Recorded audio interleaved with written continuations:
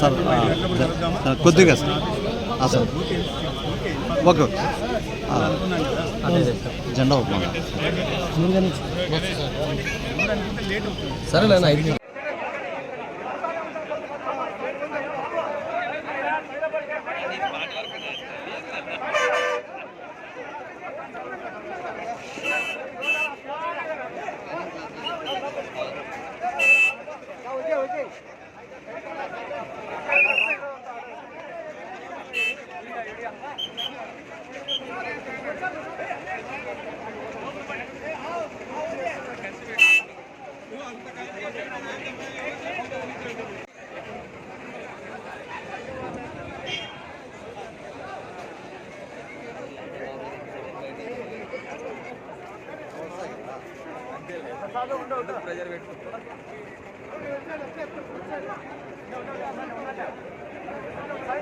కేసీఆర్ గారు ప్రజల్లోకి వెళ్ళలేదనా, ఒకటి అవగాహన లేకుండా మాట్లాడడం, ఏ రకంగానైతే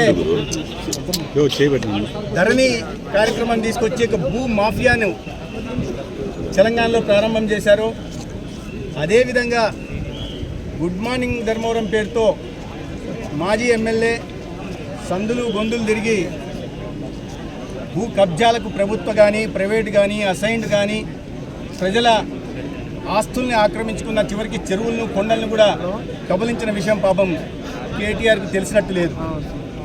అంటే మీ మిత్రులను బట్టి మీరు ఎటువంటి వారో అర్థమవుతుంది. సరే, ఈయన కేతిరెడ్డికి ఆయనతో ఉన్న మిత్రత్వం గురించి ఈయన ఎటువంటి వాడో, తెలంగాణను మొత్తం దోచేసిన కేటీఆర్కి ఇటువంటి మిత్రులు ఉండడం బట్టి, అంటే దొంగలు ఊళ్ళు పంచుకున్నట్టుగా తెలంగాణలో మీరు, ఆంధ్రప్రదేశ్లో జగన్మోహన్ రెడ్డి, ధర్మవరంలో కేతిరెడ్డి వీళ్ళందరూ కలిసి భూ కబ్జాలకు పాల్పట్టు ప్రజా కంటకులుగా మారి ఇవాళ ఓటమి తర్వాత మేము ప్రజల్లోకి వెళ్ళాం, మేము మంచి చేశాం, మీరు మంచి చేసి ఉంటే ప్రజల్లోకి వెళ్ళిన వాస్తవం అయిండొచ్చు. కానీ దేనికోసం వెళ్ళారు? మంచి చేయడానికి వెళ్ళారా? ప్రజల్ని పీడించడానికి వెళ్ళారా?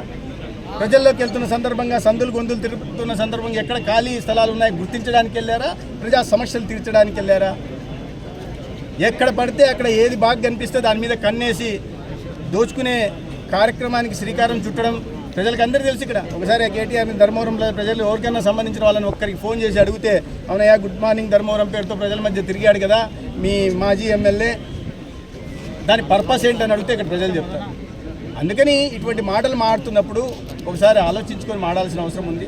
ప్రజల మధ్యలోకి ఎందుకు వెళ్తున్నాం, దోచుకోవడానికి వెళ్తున్నాం అనే విషయాన్ని పాపం ఇప్పటికైనా కేటీఆర్ అర్థం చేసుకుంటే మంచిది. ముఖ్యంగా 4 సంవత్సరాల క్రితం ఏదో జీడిపి గురించి జిఎస్డిపి గురించి ఆయన ప్రసంగాలు ఇస్తుంటే నేను ఒక మాట చెప్పడం జరిగింది. అయ్యా, రాష్ట్ర జీడిపి పెరగట్లేదు, జిఎస్డిపి పెరగట్లేదు, మీ కుటుంబ జీడిపి పెరుగుతోంది అనే విషయాన్ని నేను చెప్పిన సందర్భంగా నా ట్విట్టర్ అకౌంట్ను బ్లాక్ చేశాడు. అంటే ఎటువంటి మనస్తత్వం ఉందో మనం అర్థం చేసుకోవాలి. ఒక రాజకీయ పార్టీకి సంబంధించిన ప్రత్యర్థులు మీరు చేసిన తప్పులను ఎత్తు చూపుతున్నప్పుడు బ్లాక్ చేయడం ఏంటి? చిన్నపిల్లల మనస్తత్వం ఉండాలా లేదా అహంకారమైన ఉండాలా?